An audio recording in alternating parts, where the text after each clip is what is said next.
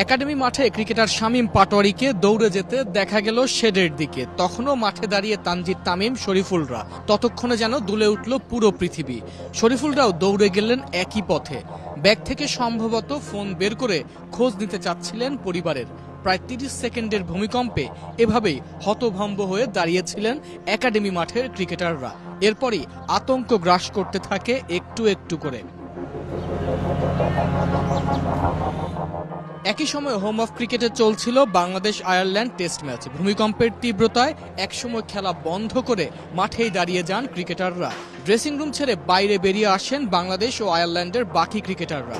Minute তিনেকের মতো বন্ধ থাকে খেলা। ম্যাচ কাভারে ব্যস্ত সাংবাদিকরাও আতঙ্কিত হয়ে বেরিয়ে আসেন বাইরে। 25 বছরের ওয়ারেন্টিযুক্ত দীর্ঘস্থায়ী দরজা প্রোটেক্টর, আধুনিক ও মজবুত দরজা।